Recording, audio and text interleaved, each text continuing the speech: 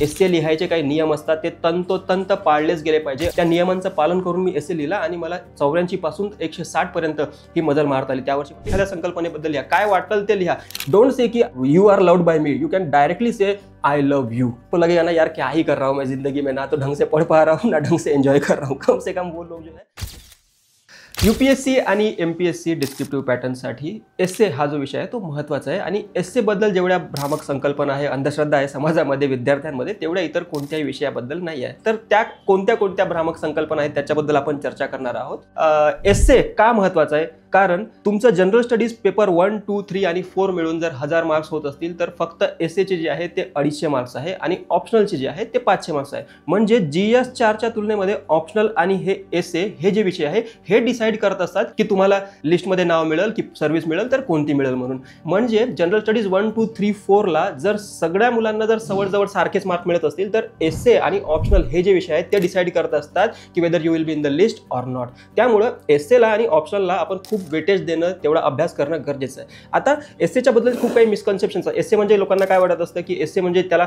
निबंध आहे, म्हणजे मराठीमध्ये लिटरल ट्रान्सलेशन जेव्हा आपण करत असतो तर त्याला निबंध असं म्हणतात। मात्र निबंधाचा अर्थ काय आहे की there are certain boundaries, limits, त्याला मर्यादा आहेत म्हणून त्याला नाव असं निबंध लिहिलेलं आहे। मात्र निबंधाबद्दल आपल्याला लहानपणीपासून शाळेमधून आपण जेव्हा शिकत असतो तेव्हा आपल्याला काय सांगितलेलं असते की तुमच्या मनात येईल ते एखाद्या संकल्पनेबद्दल लिहा, काय वाटेल ते लिहा। म्हणजे काय, त्याला काहीच बंधन नाही असा जो आहे त्याला निबंध असं नाव दिलेलं असतं। म्हणजे तुमच्या मनामध्ये जसे जसे विचार येत असतात तसं तसं ते एस्सेबद्दल लिहत चला। त्यामुळं हा जो 8वी 9वी 10वीला एस्सेबद्दलचा जो मिसकॉन्सेप्शन आपल्या मनामध्ये होता तोच मिसकॉन्सेप्शन आपण कॉम्पिटिटिव्ह एक्झाममध्ये सुद्धा ट्राय करतो आणि त्यामुळे एस्सेमध्ये ॲबनॉर्मली कमी मार्क्स पडत असतात आपल्याला। तर हे जे काही मिसकॉन्सेप्शन्स आहेत ते क्लिअर करणं खूप महत्त्वाचं आहे। आणि एस्से म्हणजे नेमकं काय हे आपल्याला समजून घेणं खूप महत्त्वाचं ठरतं। एस्से म्हणजे काय? निबंध, देअर आर सर्टन बाउंड्रीज। एस्से लिहायचे काही नियम असतात ते तंतोतंत पाळलेच गेले पाहिजे, अदरवाईज तुम्हाला मार्क्स मिळणार नाही। आणि एस्से हा असा विषय आहे की ज्यामध्ये इनपुट टू आउटपुट रेशिओ जो तुमचा आहे तो खूप जास्त आहे। म्हणजे तुम्हाला इतर कोणत्याही साधनांचा अभ्यास न करता फक्त जनरल स्टडीज 1, 2, 3 आणि 4 या 4 विषयांचा जर अभ्यास केला आणि एस्से लिखाणाचा जर सराव केला तर तुम्हाला ॲबनॉर्मली हाय मार्क्स मिळू शकतात आणि तुम्हाला लिस्टमध्ये, तुम्हाला सर्व्हिसमध्ये तुमचं नाव येऊ शकतं। तर हा एस्से जो आहे ते हे इम्पॉर्टन्स आहे का याच्यासाठी खूप वेगळी मेहनत काही करायची गरज नाही आहे। जी मेहनत करायची आहे ते तुम्ही फक्त लिखाणाचा सराव करायचा आहे। मात्र ते लिखाण करण्याच्या काही पद्धती आहेत, त्याचे काहीतरी नियम आहे आणि त्या नियमांचं काटेकोरपणे पालन केलंच गेलं पाहिजे। आता तुम्हाला 2 एस्से लिहायचे 250 मार्क्ससाठी 1000 ते 1200 वर्ड्समध्ये तुम्हाला एक एस्से लिहायचा म्हणजे 2 एस्से मिळून किती होतील? साधारण जर पूर्ण 1200 ची लिमिट आपण जर स्ट्रेच केली तर साधारण 2425 शब्दांमध्ये तुमचा एस्से गुंडाळला गेला पाहिजे। मात्र विद्यार्थी हे लक्षात घेत नाहीत, त्यांच्या मनामध्ये जसं ते विचार फ्लो होत असतात तसे तसे ते लिहत जातात। कधी कधी असं होतं की 600 वर्ड्समध्ये सगळे विषय आटोपून टाकले, त्यांनी लिहून टाकलं। कधी कधी असं होतं की 1500-1800 वर्ड्स पर्यंत सुद्धा ते एस्से लिहत जातात। आता यूपीएससीने साधारण 10 ते 11 पेजेस तिकडे दिलेले असतात।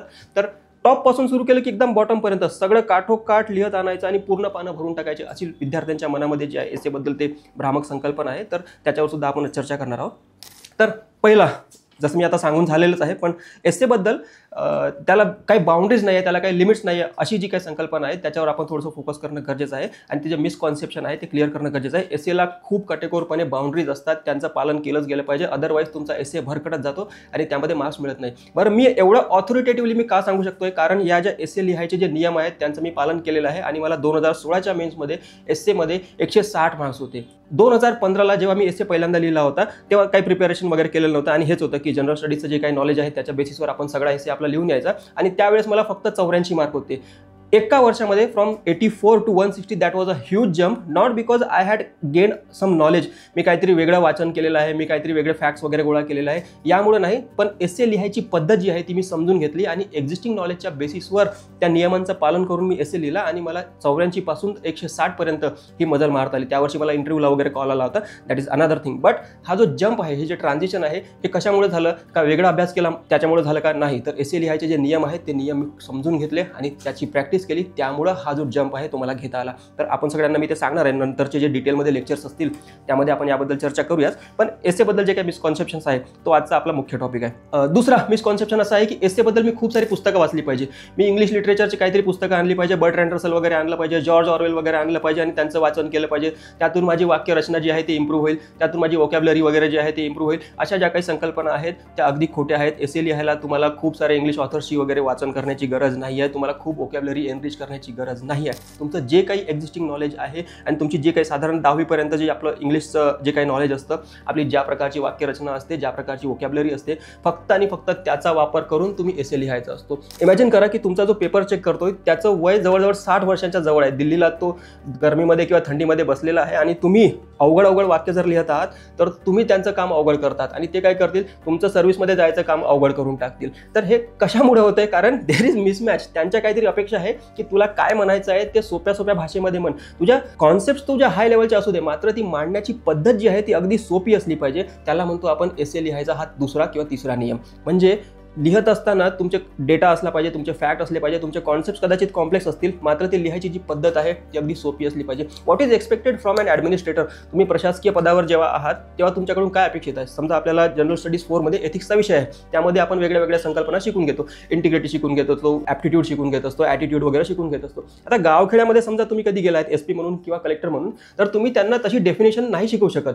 तुम्हाला काय करायचं आहे, लोकांना ज्या भाषेमध्ये कळेल त्या जनसामान्यांच्या भाषेमध्ये तुम्हाला ते समजावून द्यायचं असतं आणि तुम्हाला परिस्थिती ती नियंत्रणामध्ये आणायची असते. तर एसे लिहिल्यावर जेव्हा तुमचा एक्झामिनर तुमचा एसे चेक करेल त्याला सुद्धा सोप्या लँग्वेजमध्ये तुमचे हाय लेवलचे कॉन्सेप्ट जे आहे ते समजावून द्यायचं असतं आणि हाच एसेचा गाभा आहे. आपण 8 ते 10 शब्दांमध्ये आपलं सेंटेन्स गुंडाळायचा प्रयत्न केला पाहिजे. सुरुवातीला ते थोडंसं अवघड जातं कारण आपल्याला मोठं बोलायची सवय असते. लंबा फेंकना जिसको बोलते हैं वो आदत हम सबको होती है. तो 12-15 वर्ड्स के ऊपर जाते, कभी 18-20 वर्ड्स तक जाते.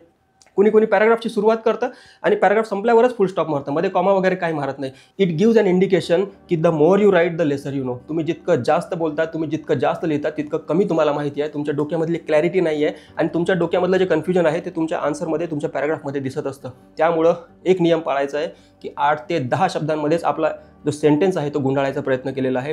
एसेचा जो एक पेज आहे तो साधारण आपला जो आन्सर शीटचा UPSCचा पेज असतो, त्या एका पेजमध्ये मॅक्झिमम 3 पॅराग्राफ असले पाहिजे. एकाच पॅराग्राफमध्ये तुम्ही पूर्ण पेज गुंडाळायचा प्रयत्न करायचा नाही आहे. It gives the impression that की तुमच्या डोक्यामध्ये ती आयडिया क्लिअर नाही आहे. आणि जेव्हा तुम्ही पॅराग्राफमध्ये साधारण 3 पॅराग्राफ एका पेजमध्ये लिहित असता तेव्हा वाचणाऱ्याला सुद्धा कळतं की हां, पहिला काहीतरी त्याने एक्सप्लेन केलेला आहे, दुसरी कॉन्सेप्ट काहीतरी एक्सप्लेन केलेली आहे आणि तिसरी कॉन्सेप्ट काहीतरी एक्सप्लेन केलेली आहे आणि त्याच्यामध्ये काहीतरी लिंकेजेस आहे.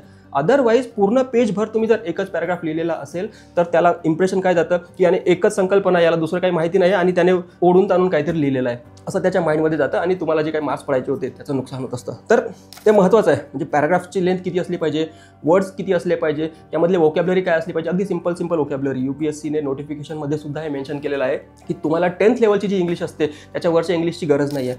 आणि एसेचा अभ्यास करणारी पोरं किंवा कॉम्पिटेटिव्ह एक्झामचा तयार करणारी पोरं जे आहे त्यांच्या मनामध्ये हे असतं की आपल्याला खूप हाय लेवलची इंग्लिश पाहिजे. सगळे जे आहे ते इंजिनिअरिंगचे ग्रॅज्युएट असतात. आता तर IIT वाले आहे, IIM वाले आहेत, त्यांची इंग्लिश तर हायफाय लेवलची असते. मग ते हायफाय लेवलची इंग्लिश आणि आपली ग्रामीण भागातून आपण आलेलो आहोत, तर या इंग्लिशचा ताळमेळ कसा होणार? तर टेक इट फॉर ग्रँटेड की इंग्लिश डज नॉट मॅटर. तुमच्या सिंपल कॉन्सेप्ट्स आहेत त्या तुम्हाला अगदी सोप्या भाषेमध्ये मांडता आले पाहिजे. इवन एसेमध्ये असा टॉपिक सुद्धा आलेला आहे की anyone can make things complex but it requires a genius to make things simple. म्हणजे कुणालाही तुम्ही एखादं काम दिलं तर ते गुंतागुंतीचं करता येऊ शकतं, मात्र इट टेक्स अ जीनियस. तुमच्याकडे त्या लेवलची बुद्धिमत्ता असली पाहिजे आणि तेव्हाच तुम्ही कॉम्प्लेक्स गोष्टींना सुद्धा सोपं करू शकताय. म्हणजे अवघड संकल्पना जर तुम्ही सोप्या भाषेमध्ये मांडत असाल, इट शोज की you are genius, you have that mind of an administrator आणि ते समोर वाचणाऱ्याला ते येतं and he will make it possible की तुम्ही IAS बनाल किंवा IPS बनाल म्हणून. So make it clear in your mind की you have to explain yourself in very simple words. 10 ते 12 शब्दांमध्ये आपला एसे गुंडाळायचा आहे. डोंट से की you are loved by me, you can directly say I love you. Make it that simple. Don't just try to show off की मला इंग्लिशचं knowledge आहे किंवा नाही आहे. So keep it simple and he will make your task simple. तुम्ही अकॅडमीला जाल, तुम्ही IASला जाल, तुम्ही IPSला जाल. तिसरा मिसकॉन्सेप्शन असं आहे की एसे लिहिण्यासाठी आपण खूप सारे एसेस वगैरे वाचले पाहिजे. तर तसं नाही आहे. एसे जे लिहिण्याची जी पद्धत आहे UPSCची, त्याच्यासाठी तुम्हाला रेडीमेड गाईड जर पाहिजे असेल तर तुम्ही योजना आणि कुरुक्षेत्रची मॅगझिन जी आहे तिचा वापर करू शकता. योजना मॅगझिनमध्ये काय करायचं आहे, आपल्याला खूप त्यामधून नॉलेज काही घ्यायचं नाही, फक्त लिहिण्याची पद्धत काय आहे ते समजून घ्यायचं आहे. तिथं खूप सारे आर्टिकल जर तुम्ही बघितले तर त्यामध्ये ते IAS IPS ऑफिसरनी वगैरे लिहिलेले असतात. कुठल्या तरी डिपार्टमेंटला सेक्रेटरी वगैरे आहेत ती लोक आणि त्यांनी ते आर्टिकल वगैरे लिहिलेलं आहे. तर त्यांची लिखाणाची पद्धत काय, त्यांनी इंट्रोडक्शनमध्ये कशी सुरुवात केलेली आहे, त्यांनी मध्ये मुद्दे कसे मांडलेले आहेत, त्यांनी केस स्टडीज कोणते दिलेले आहेत, त्यांनी एक्झाम्पल्स कोणते दिलेले आहेत आणि कन्क्लुजनपर्यंत येता येतं त्यांनी कसं कन्क्लूड केलेलं आहे हे तुम्ही शिकून घ्यायचं असतं. म्हणजे योजना कुरुक्षेत्राची एक मॅगझिन आणली की त्यामधून आपण काही खूप डेटा वगैरे गोळा करायचा नाही, त्याचे नोट्स वगैरे बनवायचं नाही आहे, फक्त ऑब्झर्व करायचं आहे की त्याने सुरुवात कशी केलेली आहे. आणि खूप कॉम्प्लेक्स संकल्पना त्यांनी अगदी सोप्या भाषेत मांडलेल्या असतात, तर आपल्याला ते शिकणं महत्त्वाचं आहे. तर खूप सारे एसेचे रेडीमेड पुस्तकं मार्केटमध्ये अवेलेबल असतात. 500 essays for UPSC, 400 essays for UPSC, take quantum jump वगैरे. असं काही करायचं नाही. एसे लिहिण्याची पद्धत तुम्ही शिकायची आहे आणि जे काही तुमचं जनरल स्टडीजचं नॉलेज आहे त्याच्याच बेसिसवर एसे लिहायचं आहे. आता बरं ठीक आहे, एसेचे मी एक पुस्तक वाचलं, समजा 500 एसे त्यामध्ये आहे आणि त्या 500 एसेची मग घोकमपट्टी कधी करणार? बरं समजा एनी हाऊ तुम्ही सुपर ह्युमन आहात, तुम्ही 500 एसेची घोकमपट्टी जरी केलेली आहे, पण तोच टॉपिक पुढच्या वर्षी एसेला येईल याची गॅरंटी काय आहे? आणि नाही आलं तर मग काय होईल? तुमची गाडी पहिल्याच गेअरवर बंद पडेल. You will not be able to write an essay. Why? कारण तो प्रश्नच तसा आलेला नाही आहे. त्यामुळं लिखाणाची पद्धत आहे ते समजून घेणं महत्त्वाचं आहे. कोणताही नॉलेज बेस तुमचा जो आहे जनरल स्टडीज 1, 2, 3, 4चा फक्त त्याचाच वापर करायचा आहे. त्याच्या व्यतिरिक्त कोणताही नॉलेज बेस तुम्हाला वापर करायची गरज पडणार नाही. तर हा एसेचा एक महत्त्वाचा नियम आहे. पुन्हा एक मिसकॉन्सेप्शन आहे की एसे लिहित असताना पेस्टल अप्रोचचा वापर करायचा म्हणतात, की political, economic, social, technical, legal आणि एन्व्हायरमेंटल वगैरे डायमेन्शन्स जे आहे त्या डायमेन्शन्सचे एक्झाम्पल 2-2, 3-3 एक्झाम्पल लिहायचे आणि तुमचा एसे गुंडाळायचा. याच्याने होतं काय की तुमच्या एसेमधला जो ऑर्गॅनिक लिंकेज आहे तो अजिबात राहत नाही. फॉर एक्झाम्पल असा जर टॉपिक आला की RTI इज द मास्टर की टू गुड गव्हर्नन्स, म्हणजे RTIचा जो कायदा आहे तो सुशासनाची चावी आहे, असा जर एसे आला तर तुम्ही एन्व्हायरमेंटल अँगल त्यामध्ये काय लिहिणार? मग काही जणांनी टेस्ट सिरीजमध्ये मी बघितलं होतं ते असं लिहितात की मी RTIची अप्लिकेशन वगैरे केली होती आणि त्यामध्ये मी माहिती काढली की सरकारने एखादा रोड बांधण्यासाठी किती झाडं वगैरे कापली म्हणून, आणि RTIच्या माध्यमातून मग नंतर कळालं की एवढी झाडं कापली, तर याचा जर वापर केला RTI कायद्याचा तर आपण वृक्षांची तोड वगैरे आपण रोखू शकतो म्हणून. किती पांचट मुद्दा आहे. म्हणजे वर काहीतरी पॉलिटिकल तुम्ही अँगल लिहिलेला आहे, RTI कशामुळे आला, त्यानंतर जबरदस्ती तुम्ही फिट करायचा प्रयत्न केलेला आहे एक एन्व्हायरमेंटल अँगल, आणि त्यामध्ये काय टाकलेलं आहे की किती झाडं तोडली याची माहिती मी काढली म्हणून. ऑर्गॅनिक लिंकेज जो असायला पाहिजे तुमच्या एसेमधला तो मिस होऊन जातो. What you should be doing is की तुम्ही पहिले तुमचे जे पॉईंट्स आहे डोक्यामध्ये RTIचं महत्त्व काय आहे ते सगळे पॉईंट्स एका पेजवर लिहून काढायचे आणि नंतर त्याला पॉलिटिकल, इकॉनॉमिकली, सोशल या डायमेन्शन्समध्ये विभागणी करायची आणि नंतर त्याला एसेमध्ये लिहायचं असतं. तर काय करायचं आहे? रिव्हर्स इंजिनिअरिंग करायची. अगोदर तुमचे जे सगळे आयडियाज आहे ते लिहून काढायचे एखाद्या पेजवर आणि मग त्या आयडियाजला शोधून काढायचं की पॉलिटिकल आयडिया कोणता आहे, इकॉनॉमिकल आयडिया कोणता आहे आणि टेक्नॉलॉजिकल आयडियाज वगैरे कोणता आहे, आणि त्या सिमिलर आयडियाची मग क्लबिंग करायची आणि मग तुम्ही एसे लिहायला सुरुवात करायची. It brings an organic linkage. त्यामध्ये काहीतरी जोडलेलं दिसतं, म्हणजे जबरदस्ती तुम्ही फोर्स केलेला आहे असं त्या एसेमध्ये दिसलं नाही पाहिजे. नाहीतर काय की वर्तमानपत्राचे जे कात्रणं वगैरे असतात ना, ते कात्रणं कापलेली आहे आणि कुठेतरी एका पेजवर चिपकवलेली आहे असं ते दिसून येतं तुमच्या एसेमध्ये. कशाचं ताळमेळ नाही आहे. हा इम्प्रेशन तुम्हाला क्रिएट करायचा नाही आहे, स्वतःला रोखायचं आहे. आणि खूप टेम्पटिंग आहे, कारण रिअल टाईममध्ये जेव्हा प्रेशर असतं आणि तुमचा डोक्याचा विचार करण्याचा जो स्पीड आहे तो थोडाफार कमी झालेला असतो. प्रेशर आहे 3 तासामध्ये एवढं कव्हर करायचं आहे आणि त्यामध्ये आपण इझी वे जो एस्केप रूट आहे त्या शोधण्याच्या नादामध्ये असतो. मग तेव्हा पॉलिटिकल काहीतरी लिही, इकॉनॉमिकल काहीतरी लिही, सोशल काहीतरी लिही, टेक्निकल काहीतरी लिही. त्या टेम्पटेशनला आपण बळी पडत असतो. मात्र तसं न करता डोकं थोडंसं शांत ठेवून 15-20 मिनिटं तुम्ही फ्रेमवर्क बनवला पाहिजे, त्याच्यावर काम केलं पाहिजे आणि फ्रेमवर्क बनवलं, त्यामधले पॉईंट्स लिहिले की मग त्याला अरेंज केलं पाहिजे. यामधले पॉलिटिकल अँगल कोणते आहे, सोशल अँगल कोणते आहे, and take it from me. की खूप सुंदर एक्झाम्पल मग तुमच्या डोक्यामध्ये येतील. आयडिया काय आहे की पहिले तुमच्या डोक्यातले पॉईंट्स लिहायचे, नंतर त्याला पॉलिटिकल, इकॉनॉमिकल, सोशल याच्यामध्ये अरेंज करायचं. डोंट गो फॉर रिव्हर्स वे की पॉलिटिकल, इकॉनॉमिकल, सोशल हे आयडिया जबरदस्ती मी फिट करायचा प्रयत्न करेल. तर हे खूप मोठं मिसकॉन्सेप्शन आहे. हे पॉलिटिकल, इकॉनॉमिक, सोशल असा अँगल लिहून ज्यांनी एसे लिहिलेलं असतात त्यांचा एसे वाचनीय नसतो, काहीच कळून येत नाही. पहिला मुद्दा, दुसरा मुद्दा ह्याच्यामध्ये ताळमेळच नाही आहे. तर असं करायचं नाही आपल्याला. निबंध लिहित असताना दे एक्सपेक्ट की क्लॅरिटी आहे. तुम्ही समजा एखाद्या वेळेस 4 चौघांच्या पुढे तुम्ही बोलत असाल, एखाद्या सभेमध्ये वगैरे बोलत असाल, तर त्या मुद्द्यांमध्ये काहीतरी सुसंगतता असली पाहिजे आणि ते तुमच्या एसेमध्ये सुद्धा रिफ्लेक्ट झाली पाहिजे. शोज की you have the mind of an administrator. तुम्ही उगाच काहीतरी ओढून ताडून सांगत नाही आहे असं तुम्हाला इम्प्रेशन त्यामध्ये पेपरमध्ये क्रिएट करायचं असतं. पुन्हा एक असं मिसकॉन्सेप्शन आहे की अलीकडच्या काळामध्ये फिलॉसॉफिकल एसे खूप यायला लागले आणि आपण तर काही ज्ञानी बाबा, साधू महात्मा तर नाही आहे. मग हे फिलॉसॉफिकल एसे लिहायचे कसे? तर ते 2024चा हा पेपर आहे. याच्यामध्ये प्रिव्हियस इयर क्वेश्चन्स मी काढले. त्यामध्ये एक असं आहे की forest precede civilisations and desert follow them. म्हणजे सभ्यता यायच्या अगोदर सगळी जंगलं होती आणि सभ्यता संपली की सगळं वाळवंट झालं असं. तर हा एन्व्हायरमेंटल अँगल आहे. याला एन्व्हायरमेंटशी रिलेटेड तुम्ही सुरुवात वगैरे करू शकता. म्हणजे मोस्टली जो आहे आपलं सिव्हिलायझेशन, आपली सभ्यता जी आहे ही अनसस्टेनेबल पॅटर्नवर काम करत आहे. हे पर्यावरणदृष्ट्या खूप सस्टेनेबल नाही आहे, शाश्वत नाही असं त्यामधून हिंट द्यायचं आहे. तर मग आपण बाकी जे काही पॉईंट्स आहे हे कशामुळे होते, आजपर्यंतचा आपला काय इतिहास राहिलेला आहे, सस्टेनेबल डेव्हलपमेंट गोल्स वगैरे या सगळ्याबद्दल लिहू शकतो. तर ठीक आहे, एन्व्हायरमेंटल अँगल याला होता, म्हणजे मेन अँगल जो होता तो एन्व्हायरमेंटल होता. एक असा आहे की there is no path to happiness, happiness is the only path. आता हे बघून माझं हॅपीनेस अजिबातच संपून गेलेला आहे. यामध्ये कहना भी क्या चाहता है वो भी नहीं समझ में आया और सुन के तो बिल्कुल अच्छा नहीं लगा. 2 बार हॅपीनेस लिखा है, there is no path to happiness and happiness is the only path. पहिल्यांदा वाचत असताना असंच होत असतं, मात्र when you go deeper in it you get to know की there is no path to happiness. सुखाकडे, आनंदाकडे जायला कोणताही मार्ग नसतो, आनंद हाच एक मार्ग आहे. म्हणजे what ever you do be in love, असं कोणतरी लेखक काहीतरी म्हटले होते. आय थिंक विलियम शेक्सपियरच्या नावाने ज्या खोट्या कोट वगैरे चिपकवले जातात त्यापैकी एक तुम्ही चिपकवू शकता की शेक्सपियरने असं म्हटलेलं आहे म्हणून. आय डोंट नो कुणी म्हटलंय ते, but still happiness is the only path.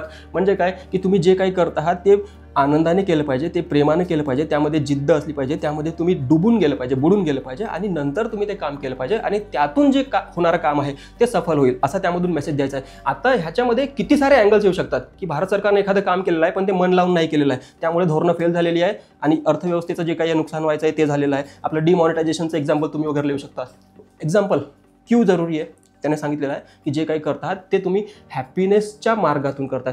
आणि हॅपीनेस आपल्याला कधी येईल की एखादं काम जेव्हा आपण बुडून करत असतो, त्यामध्ये तल्लीन होऊन करत असतो, तेव्हाच त्यामधून आपल्याला हॅपीनेस जनरेट होत असते आणि it leads to maximum result.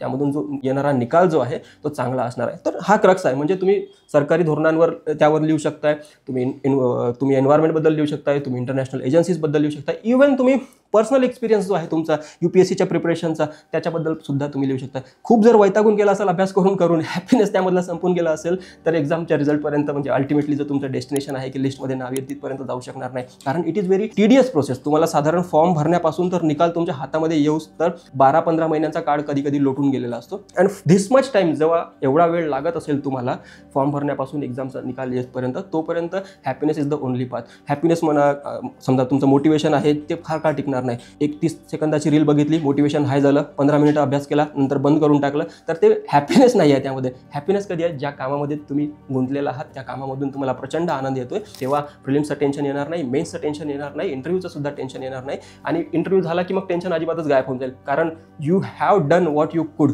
तुम्हाला जे काही करायचं होतं ते आतापर्यंत तुम्ही करून झालेलं आहात. And results will follow. And result being what? Happiness. तुमचं पर्सनल एक्झाम्पल सुद्धा यामध्ये लिहू शकता की जे काही मी प्रिपरेशन वगैरे केलेली आहे UPSCची ते हॅपी मनाने आनंदाने केलेली आहे. त्यामधून प्रिलिम्स आणि मेन्स असं सक्सेसिव्ह टप्पे जे आहे ते मी पार करत गेलो आहे. तर असं पर्सनल एक्झाम्पल सुद्धा यामध्ये टाकू शकतो. आता जेव्हा पहिल्यांदा आपण वाचलं की हॅपीनेस काय आहे त्यावेळेस आपण कन्फ्युजन झालो. म्हणजे हे नकोच मी लिहायला, असं त्यामधून मनामध्ये पहिले जो भाव उत्पन्न होतो तो असाच होतो की नको हे लिहायला. मात्र थोडासा गंभीरपणे जर विचार केला तर दिस essay is very much relevant. याला बाउंड्रीज नाही आहे. पॉलिटिकल, इकॉनॉमिकल, सोशल, टेक्निकल या अँगलने जायची गरज नाही आहे. तुमच्या मनामध्ये ज्या ज्या काही कॉन्सेप्ट्स आहेत, ज्या काही एक्झाम्पल्स आहेत ते तुम्ही मांडू शकताय आणि त्याला मग या एसेशी जोडू शकताय. असा हा खूप फ्लुइड असा टॉपिक आहे. तर this was very doable topic. पुढचं आहे social media is triggering fear of missing out among the youth, precipitating depression and loneliness. Social मीडियाचा वापर करत असताना आपण दुसऱ्यांची तुलना वगैरे करत असतो स्वतःची. म्हणजे काय, आपल्या समजा आपण अभ्यास करतो UPSCचा आणि आपल्यासोबतची जी मुलं आहेत ते IT मध्ये जॉब वगैरे करतात. मग ते सॅटर्डे संडेला वगैरे त्यांच्या पार्टीज वगैरे असतात. तुम्ही इंस्टाग्रामवर, फेसबुकवर वगैरे त्यांना फॉलो करत असाल. आपको लगेगा ना यार क्या ही कर रहा हूँ मैं जिंदगी में, ना तो ढंग से पढ़ पा रहा हूँ ना ढंग से एंजॉय कर रहा हूँ. कम से कम वो लोग जो है कम से कम सॅटर्डेज को पार्टी वगैरे कर रहे. तर हे फिअर ऑफ मिसिंग आउट, म्हणजे लोक काहीतरी करतायत, ते पुढे चालले गेलेले आहेत आणि मी इथंच लायब्ररीमध्ये चिकटून बसलेलो आहोत, सदाशिव पेठेमध्ये मला ढेकणं चावत आहेत. ही जे कॉन्सेप्ट आहे ते तुम्हाला काय करत असते की प्रत्येक सॅटर्डे आले संडेला तुम्हाला ब्रेक घ्यायला भाग पडत असते. तुमचं अभ्यासाचं रुटीन ब्रेक करू शकते. तर सोशल मीडियातून होणारे जे नुकसान आहे आणि त्याचे युवकांच्या मनावर जे होणारे परिणाम आहेत त्याच्या इम्पॅक्टवर तुम्हाला विचारलेलं आहे. आणि ते खूप असा फ्लुइड टॉपिक नाही आहे, त्यामध्ये तुम्ही काहीही लिहा असं नाही आहे. सोशल मीडियाचा आणि पर्टिक्युलरली युवकांवर काय परिणाम होतो असं त्यांनी विचारलेलं आहे. तो it is very relevant topic. पुढे लिहिलेलं डिप्रेशन पण येते, त्यामधून लोनलीनेस पण येते. बरं ठीक आहे, सॅटर्डेला पार्टी करण्यात समजू शकतो आपण की त्यामध्ये काही चांगलं खूप नाही आहे, वाईट आहे. समजा कोणी दारू वगैरे पित असतील.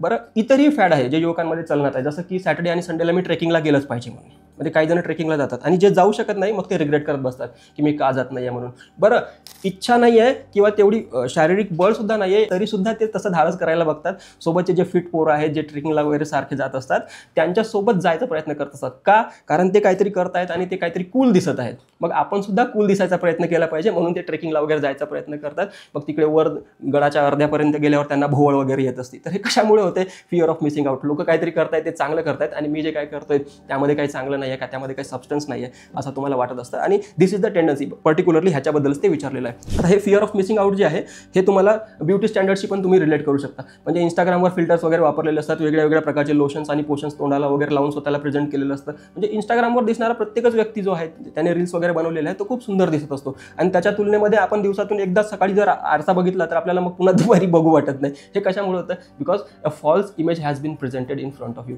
तुमच्या पुढे जी काही त्यांनी स्वतःची प्रतिमा निर्माण केलेली आहे ते फिल्टर वापरून, लोशन पोशन वगैरे वापरून तयार केलेली आहे. तर तुम्ही स्वतःबद्दल वाईट वाटून घ्यायची गरज नाही आहे. तुम्ही जर स्वतः ते इंस्टाग्रामवर मग फिल्टर वगैरे वापरले तर तुम्ही सुद्धा त्यांच्या इतकेच किंवा त्यांच्यापेक्षाही सुंदर दिसू शकता.